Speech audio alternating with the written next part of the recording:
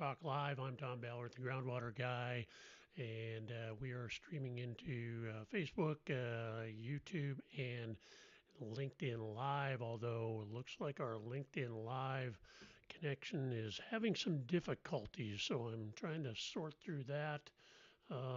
It is just not connecting up, so I don't not sure what's going on with that.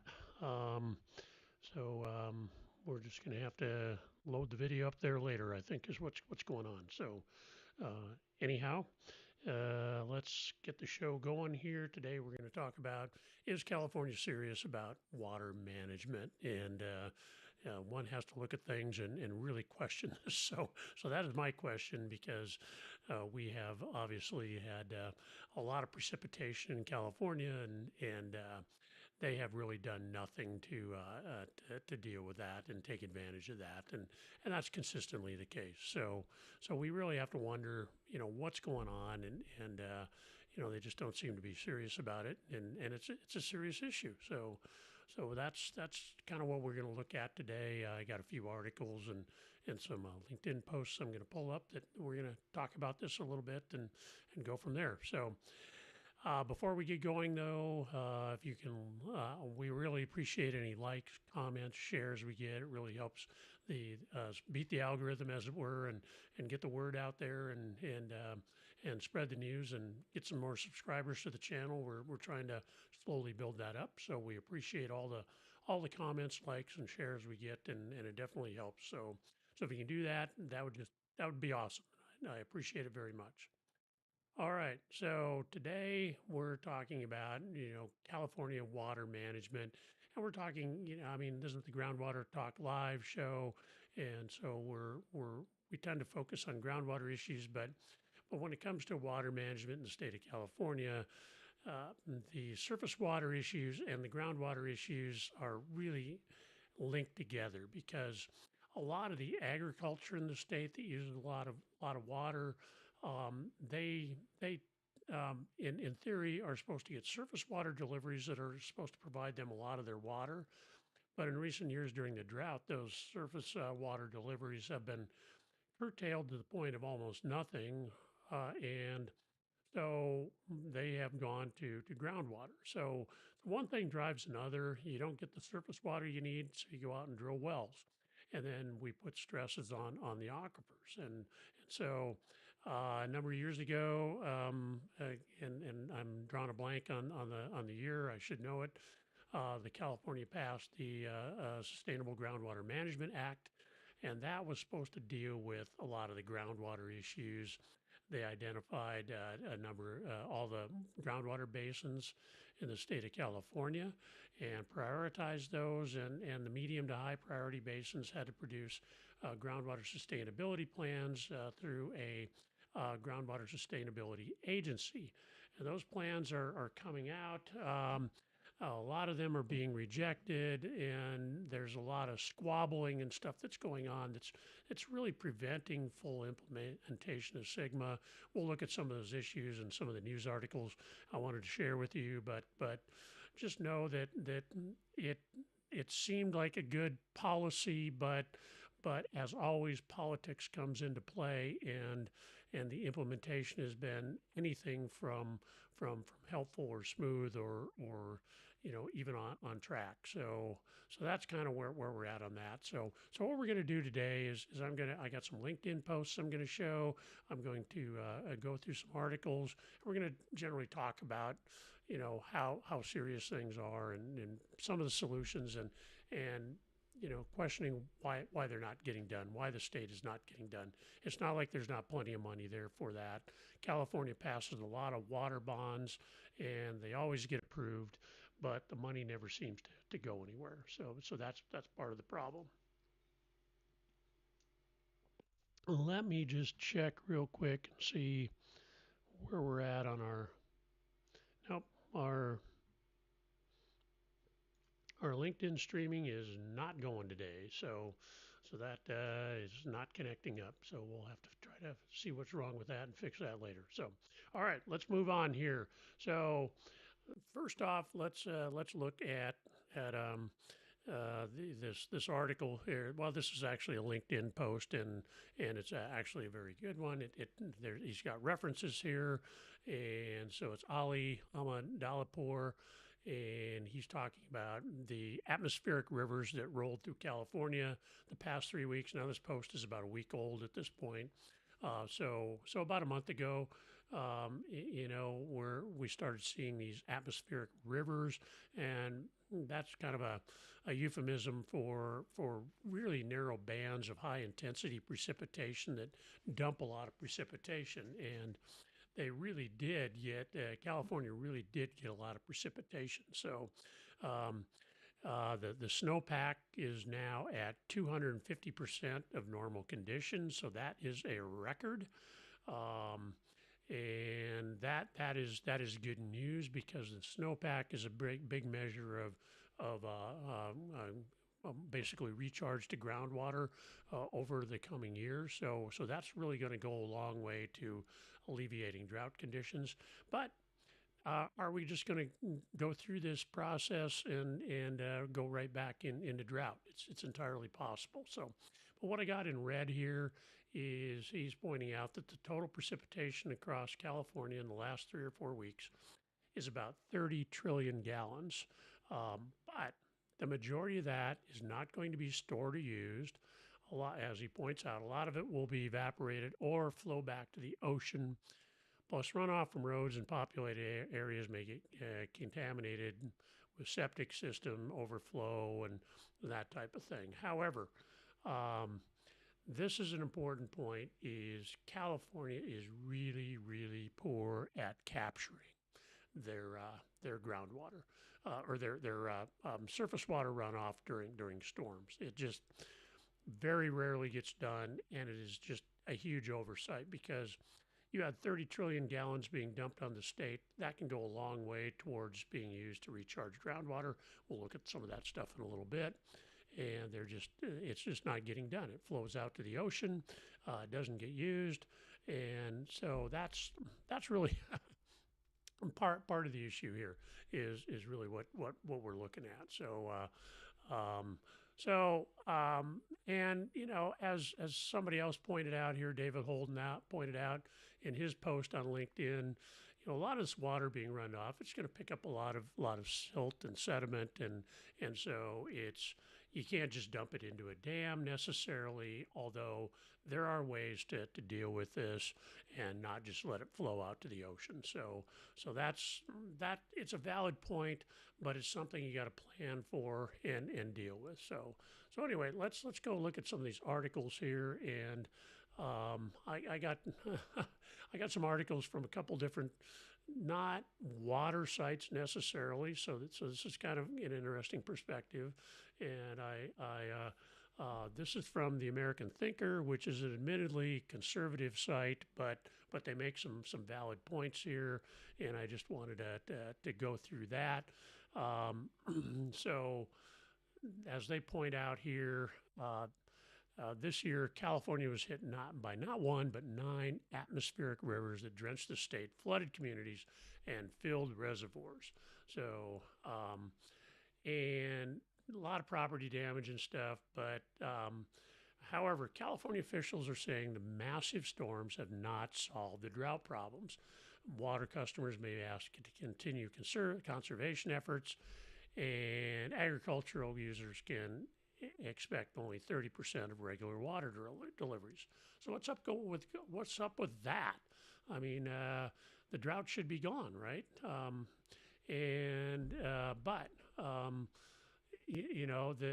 drought provisions will continue despite the following: tens of trillions of gallons, and we looked at 30 trillion gallons. Snowpack that is more than double the size, 250% of an average year. The many reservoirs at 100% capacity, and a lot of water lost out to the ocean.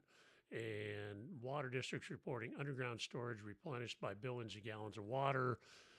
But the caveat to that is there's not enough groundwater storage and groundwater recharge projects, which is one of my gripes. So as he points out, all these factors should point to surpluses, but no, it is bad news that all the water basically is pretty much wasted, and it all ended up most of it ended up in the Pacific Ocean. So he's pointing out here that California is in a state of manufactured crisis. Um, and the point I got here in yellow is that the key to solving the problem of finding enough water in dry California is building essential infrastructure. Seems like a no-brainer, but it just doesn't seem to get done. So a lot of water projects were produced before the 70s. The State Water Project, a lot of storage projects, a lot of dams were built in California. But since the 70s, those projects have really slowed down, even though California's population has continued to grow. Um, there's a lot of environmentalist opposition to the dams, canals, and tunnels that would get the water to where it needs to go, and so these things really slowed down.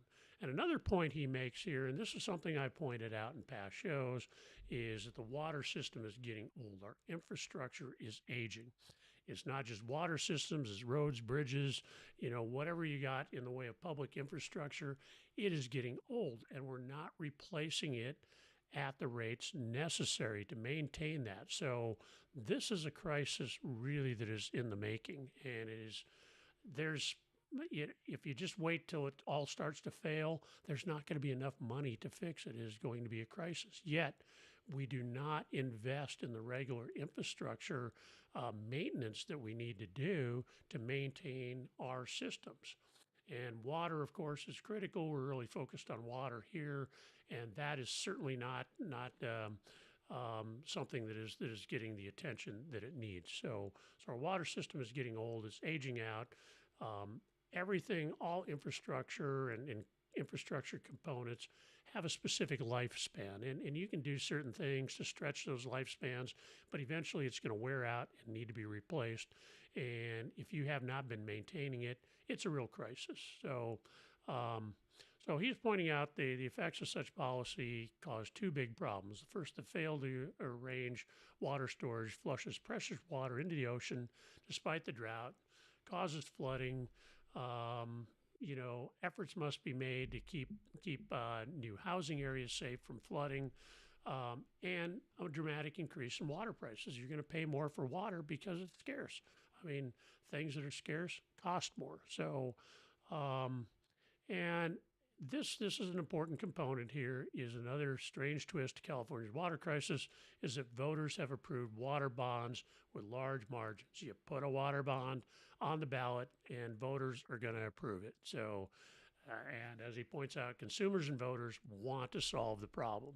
However, as we got in the yellow here, of the 27 billion approved for water storage and flood control since 2000, only a small percentage makes it to the drawing table, much less the construction company's job list. A Wall Street Journal editorial, and I didn't pull this up here because it's behind a paywall, reports that most funds are repurposed to pet environmental projects. So the terms, and most people don't read the terms on these bonds, but they title it, water, a water bond, and there's, so it's implying that it's all going to water projects, but a lot of this money gets rerouted to pet environmental projects and does not get used for water storage and where it really should be going. So it gets diverted. And of the 7 water projects now approved by the state, none of them has started. Most are expected to be completed by the end of the decade if they survive legal and I would add environmental challenges, which are probably the same thing. So one of those, and we've talked about this in a past show, is the Sites Reservoir in Northern California. It's pretty much ready to go. It's out in the middle of nowhere. It's not going to impact anybody, but this thing has drug out for years. It's off-stream storage. It's a ideal location.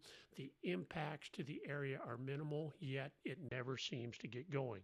We keep getting promises that they're going to start working on it and get it going.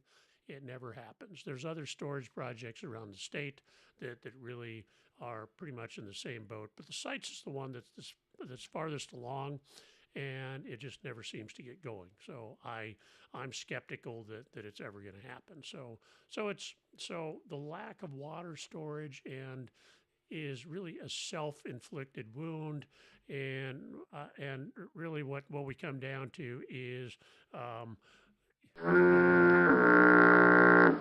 a major fail here.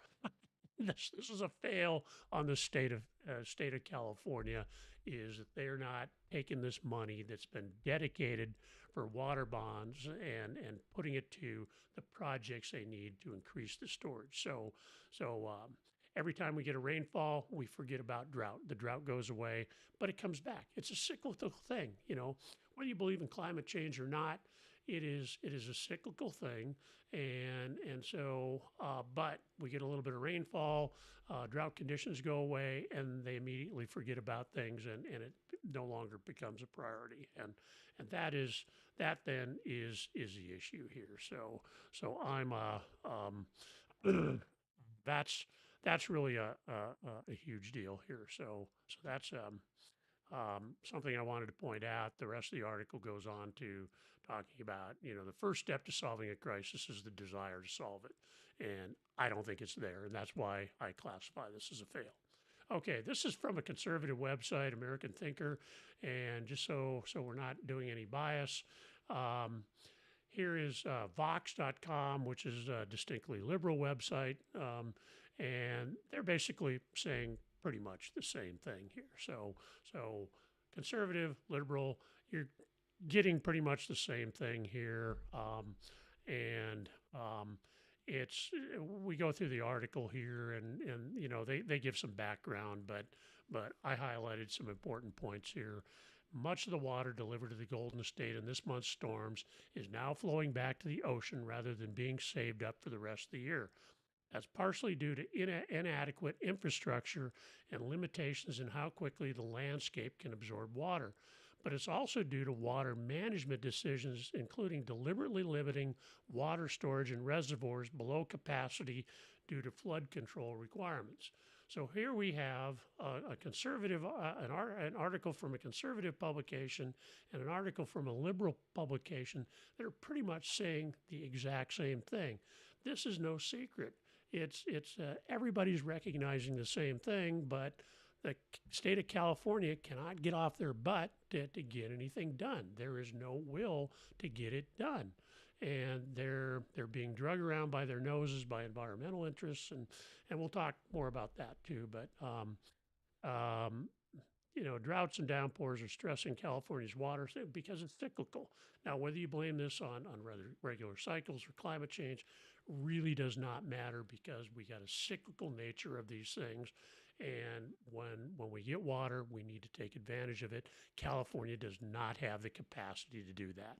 And this article goes on and basically covers a lot of same things, talks about agriculture. California could bank more water, but it's getting harder. Enhancing water infrastructure is a slow, expensive process. Efforts are underway, but they never seem to get things done. So anyway, long article here, but but it's basically, we're looking at it from two different political viewpoints, and we're coming to the same conclusion. So that's a rare thing, and so take note of that, because I wanted to point that out. Conservative, liberal, they're coming to the exact same conclusion here, as California is not doing what they need to do. It's a big fail. So here's an article from the LA Times that I posted, and talking about, this is specifically groundwater. Groundwater depletion is accelerating in the Central Valley. This is from basically it's a pretty recent article. I think there's no date on it, but it's a pretty recent article, but they're basically saying, we got a full-on crisis. California's groundwater and groundwater across the southwestern U.S. is disappearing much faster than most people realize. This is directly related to the surface water issue, because if there's no surface water issue like the California, the State Water Project, and some of the federal water projects are designed to deliver that surface water. It's not been available, so people turn to groundwater. If you're an agricultural business, you're going to get your water from somewhere. So we tap into the groundwater, and now we're depleting groundwater. So groundwater losses in the Central Valley since 2003 have totaled about 36 million acre feet, or about 1.3 times the water storing capacity of Lake Mead near Las Vegas, the country's largest reservoir. So that does actually put it in perspective how much we've lost from excessive groundwater pumping. So they do talk about the Sustainable Groundwater Management Act, or SGMA for short. Um, it was passed in 2014, so that's the date I couldn't remember. And they have been busy creating these groundwater sustainability plans. But as they point out here, it gives local water agencies till 2040 to achieve sustainability goals. This is 18 years from now, while we're rapidly depleting our groundwater. And I'm not even sure we're going to make that because of some of the things we're going to talk about here in this next article. So, um, and as he's pointing out here, my fear is that by the time SGMA is fully implemented, it will be too late. There may be nothing left to manage, and that is true. We're seeing shallow wells drying up. We're going deeper. The problem is you can only go so deep for groundwater in the Central Valley, for instance, because what happens is now you go deeper, you start to run into water that has high TDS. It's saline water. And so what you're going to have to do is if you want to use that water, it's going to need to be treated through an RO, and that's going to create problems with brines. So are you going to start doing, we think of our big RO plants on the coast treating seawater. We may start seeing those inland as we go deeper for water. And then what do you do with the brines? That's the problem. Reverse osmosis produces brines, which are going to be high salinity water, and then you need to dispose of those. Those get evaporated. You got to have evaporation ponds. That takes room. It's very complex, and it's going to add to the cost of water too. Um, so this goes on to talk about the quickening pace and fallowing agricultural lands. And they do quote Felicia Marcus, who was the prior head of the State Water Resources Control Board. And she's saying that the study here that they're quoting is a bright reminder of the fact that we need to act and that we need to have a framework that enables people to act. They have SGMA already, so it's more dilly-dallying around. And Felicia Marcus, not a fan. Okay, I'm not a fan of what she did at the water board, and it's kind of like, oh, we need to act. No, you should have been acting already, and you should have been acting under your watch. So I'm pointing a finger at you for not doing what you needed to do, because this stuff needs to get implemented, and it needs to get implemented yesterday, and that's and he goes on to say, curbing overuse will be crucial, or she goes on to say, curbing overuse will be crucial, and talking about climate change and all that stuff. And, with SGMA, we have hope of a future, blah, blah, blah, blah, blah. Lots of words, no action. And this is the problem, is no action. So this goes on for quite a bit, and it's in the Los Angeles Times. You can usually access one or two articles, so they have kind of a quasi paywall. All right, let's move on to the next one, and this totally exemplifies the problems with implementing SGMA. And so we're talking about San Luis Obispo County, and particularly Paso Robles, which has had their share of groundwater issues. They used to think their groundwater down there was unlimited, and they found out, they were actually getting 100-foot drops in their water levels in their groundwater basin. So they implemented some emergency measures to try to address that, and they have gone and because they're operating under Sigma as a high priority basin, they developed a groundwater sustainability plan for the Salinas Valley Basin under Sigma, and this points out the problems with the issue there. So um, the state rejected their initial plan because they really excluded farmers from the process, which is one of the biggest uses of water in the Paso Robles area, and they totally excluded them from the groundwater sustainability plan. So, where's my fail button? This is another huge fail. It's kind of like, how can you put together a groundwater sustainability plan if you do not take into account agriculture? So they're in the process of revising that, and so that's just plain out stupidity, and I have no other way to attribute it, and I'm kind of being harsh today, but it really comes down to the fact that this is endemic. These problems, it's nothing is getting done, and I'm pretty passionate about that. So, Felicia Marcus talks in flowery language about, oh, we need to have a bias towards action and all that stuff. But she was one of the worst offenders, not getting anything done, sitting on their hands, not getting anything done, talking, but not acting. So, so anyway, they talk about, the vineyards, obviously in Paso Robles are a big deal. That is one of the biggest wine growing areas outside of the Napa Valley in Northern California. So they use a lot of water. Even though they're pretty efficient with irrigation and that types of things, they still tend to use a lot of water. And there's other agriculture down there as well. So here's some important points here. The Board of Supervisors have also been reeling from a rejection by the Department of Water Resources in January when its a Sigma regulator ruled the county's 1,100-page GSP was incomplete, Groundwater Sustainability Plan. According to DWR's report, the GSP lacked details on the plan's potential impacts to private wells if groundwater levels continue to drop.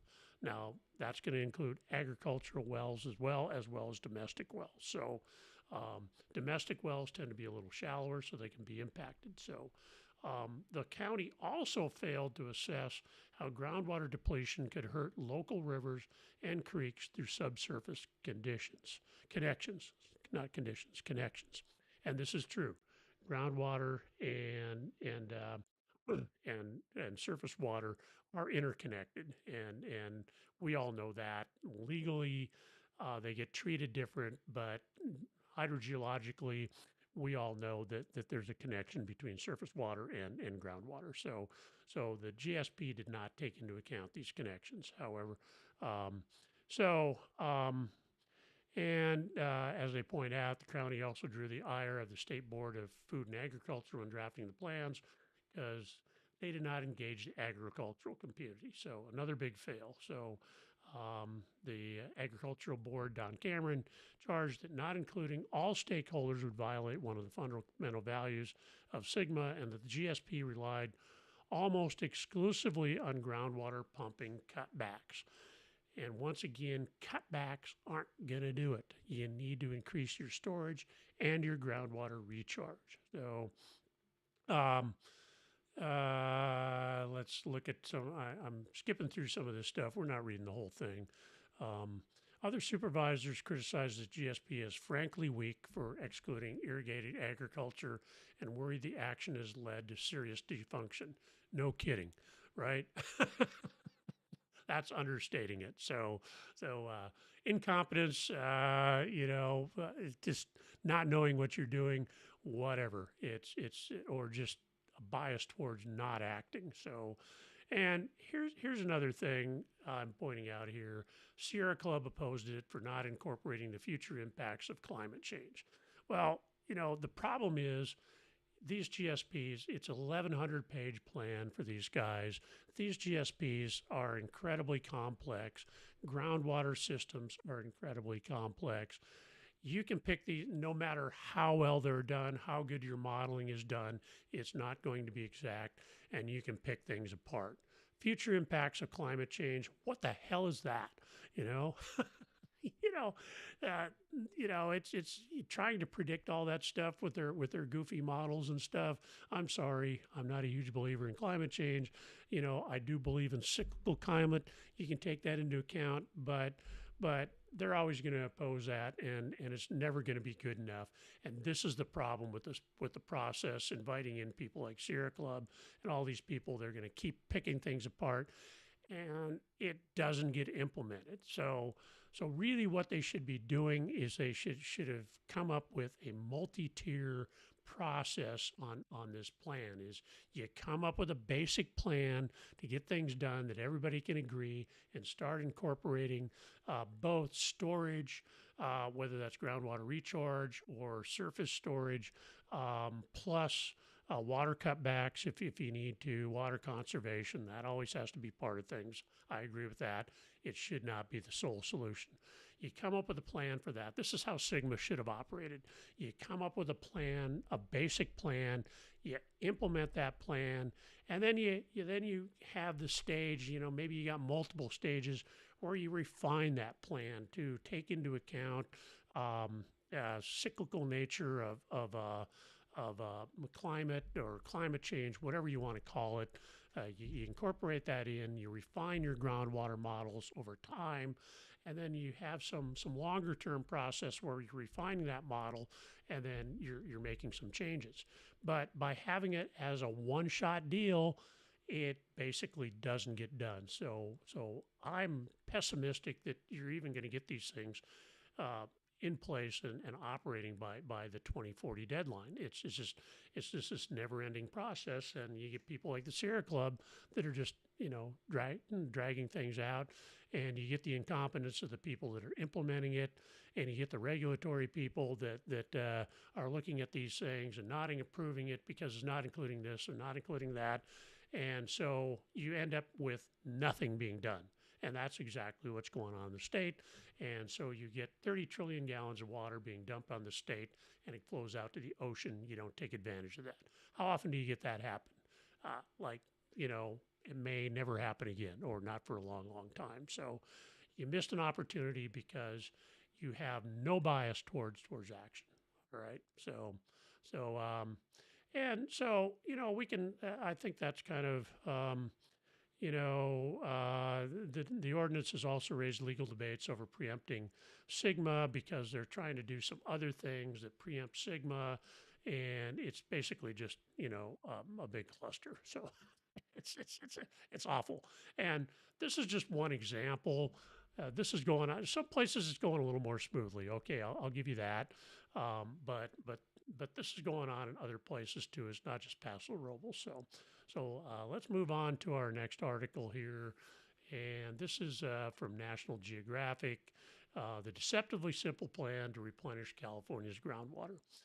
Deceptively simple, sounds great, but nothing is deceptively simple when we're dealing with regulatory agencies that can't get anything done, incompetent people that are trying to implement these things, and all these environmental and legal actions that basically are designed to prevent anything from being done.